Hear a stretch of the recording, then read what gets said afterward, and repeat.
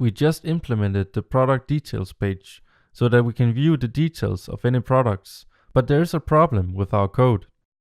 It's not something that's guaranteed to be a problem, depending on the structure of your application, but let me show you what's wrong.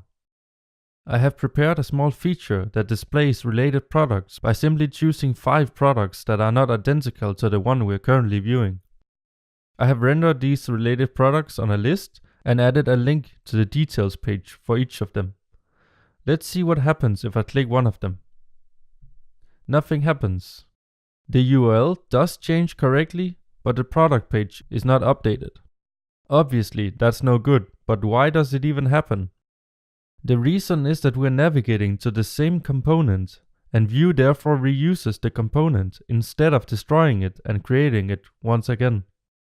This means that the created lifecycle hook is not invoked again. The reason it worked before was that we navigated to a different component first, causing the Vue product component to be destroyed, and when navigating to it again, it would then be created once again. In this scenario, however, it's only created once, so our code is not reacting to the fact that the route parameter has changed. Since we relied on the created lifecycle hook for retrieving the product ID, this code will not be run when we click on a related product. Alright, so how do we fix it? By using something that we've seen before, a watcher. Since we updated the application to use a property in the last section, we can now simply add a watcher for this property.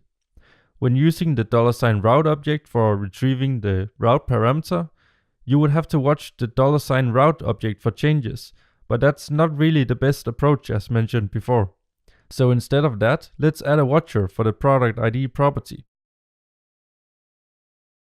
So, add a watch object, in which I'll add a watcher named product ID, matching the data property. And remember that a watcher takes the new value as well as the old value as arguments. We can then use the new value for the property to retrieve the correct product and assign it to the product data property again. So this.product equals this.get product and pass in the new value, which is the product ID. So quite similar to this part right here, except that we're now using the argument being the new value argument, or parameter in this case. Now this watcher is only used in the scenario where we navigate to a related product. When navigating to the component for the first time, meaning that the component has not already been created, the product is retrieved when the created lifecycle hook is invoked. If the product ID property changes throughout the lifecycle of the components, the watcher is invoked, which then retrieves the product whose ID matches the new ID. So let's see that in action. Let's refresh it and try to navigate to a new product. And as you can see, the product is updated correctly. Let's try to go back and navigate to a product, effectively destroying the component, and that works as well. And clicking a related product also works.